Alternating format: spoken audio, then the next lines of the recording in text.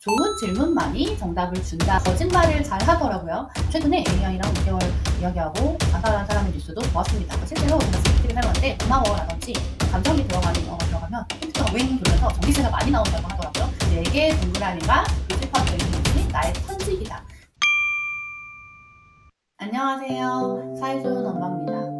얼마 전에 지브리 스타일로 카톡 프사 바꾸기 해보셨나요?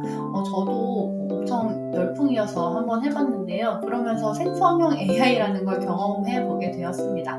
지브리 스타일만 되는 게 아니라 픽사도 되고 디즈니도 되고 엄청 신기하더라고요. 그래서 그림만 그려주는 게 아니라 노래도 만들어주고 글도 써주고 이런 생성형 AI를 새로운 세계를 접해보니까 굉장히 신기하고 놀라우면서도 한편으로는 되게 많은 직업들이 없어질 수도 있겠다라는 걱정도 됐어요. 그래서 우리 아이들 시대에는 그러면 세상이 또 어떻게 달라질까? 이런 생각을 해보게 됐습니다. 그런데 제가 GPT를 사용하면서 느낀 또 한 가지가 있거든요.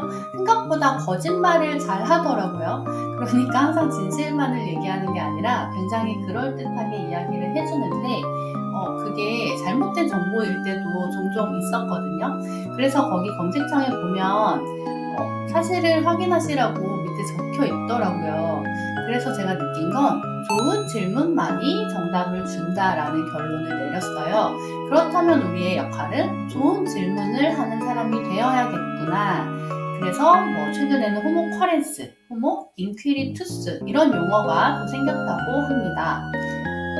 오늘의 이야기는 첫째, AI 시대의 중요한 역량. 그래서 달라지는 부모의 역할에 대한 이야기를 해볼 거고요.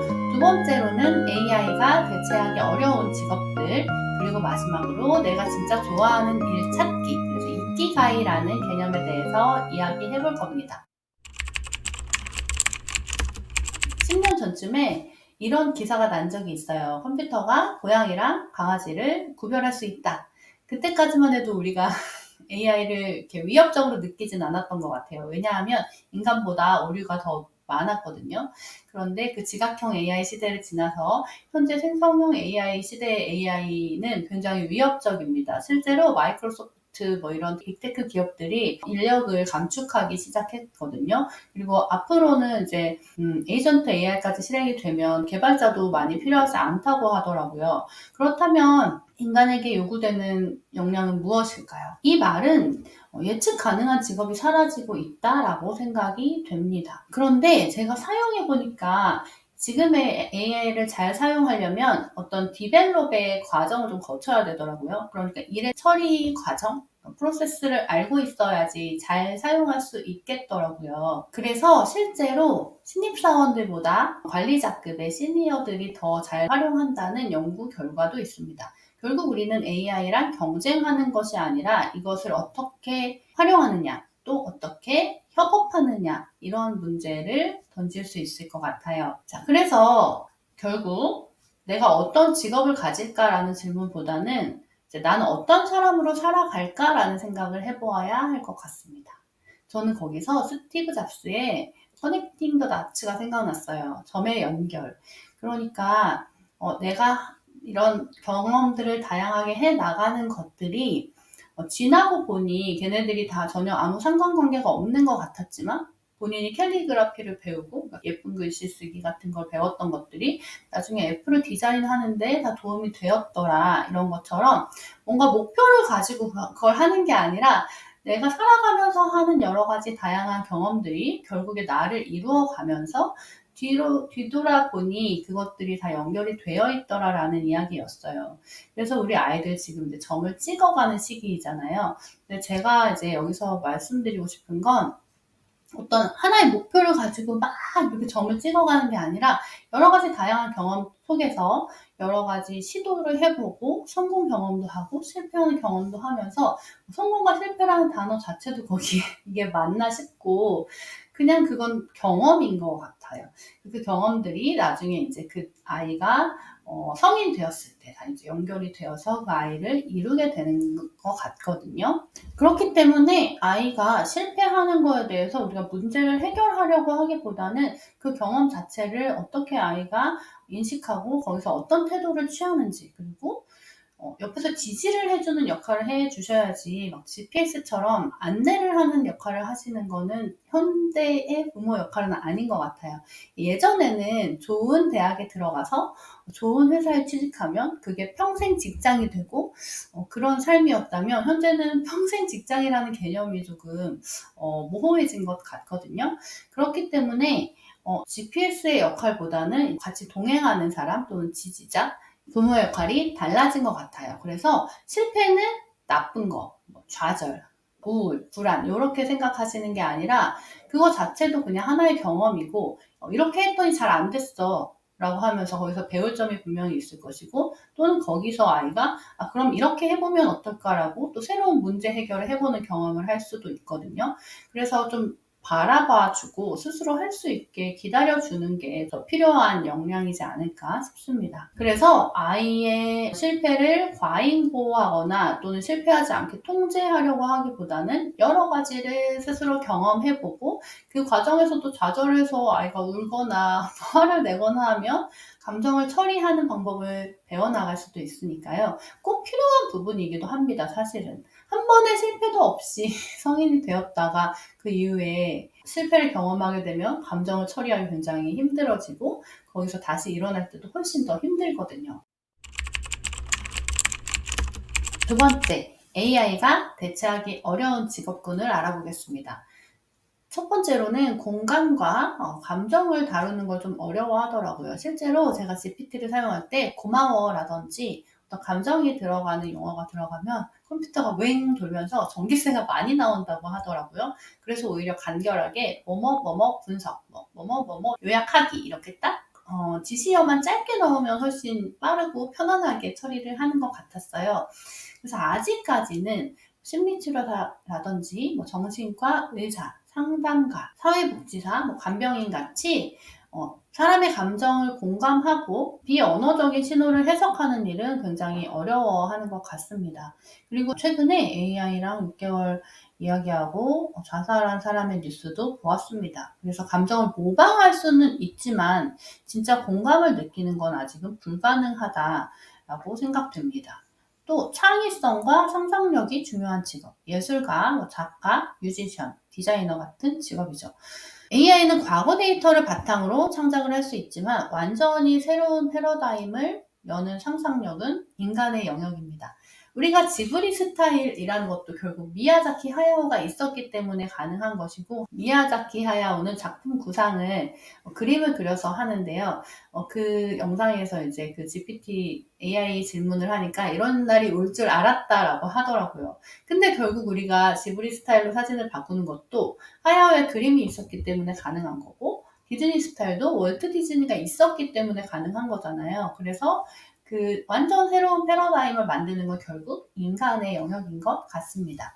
윤리적인 판단과 책임이 필요한 직업들이 있어요. 의사라든지 판사 같은 직업인데요. 실제 처음에는 의사, 판사 같은 직업들이 AI로 대체되기 되게 좋은 직업군에 속했었는데요. 실제 그렇지 않은 이유가 생명을 살릴 수 있는 수술을 할 것인지 아니면 안 할 것인지, 또는 어떤 소년범에게 어떤 형을 내릴지, 이런 것들이 단순히 데이터로만 결정할 수 있는 영역은 아닙니다. 그래서 인간의 가치 판단과 윤리적인 개입이 필요한 영역이기 때문에 이런 부분에 대해서도 AI가 대체하기는 좀 어렵습니다. 또 사람들 사이의 중재, 팀의 리더 또는 협상 전문가, 이런 직업들도 조직 내의 갈등을 조정하거나 또 리더십을 발휘해야 하거나 복잡한 인간관계를 조율하는 일, 인간 특유의 직관과 경험이 특징이죠.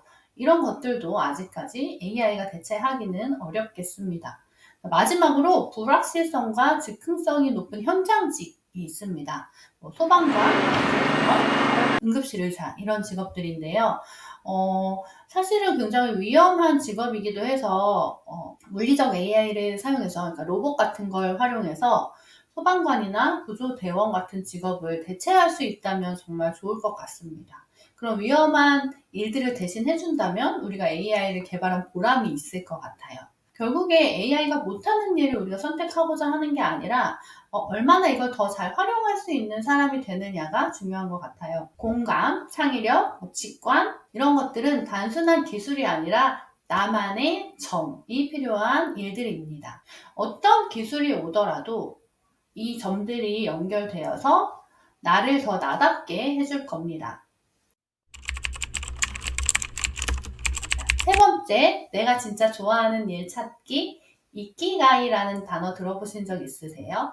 이키가이라는 단어는 일본어로 존재의 이유, 삶의 이유 이런 의미인데요. 이키가이가 일본의 장수 비결이라고 하더라고요. 이키가이라는 것은 네 가지 질문을 통해서 찾아가는 과정입니다. 내가 좋아하는 일, 그리고 내가 잘하는 일. 두 개만 겹쳐도 진짜 성공인데 거기에 세상이 필요로 하는 일, 그리고 내가 돈을 벌 수 있는 일. 이 네 개의 동그라미가 교집합되는 것이 나의 천직이다. 그래서 그 점을 찾아보는 거예요.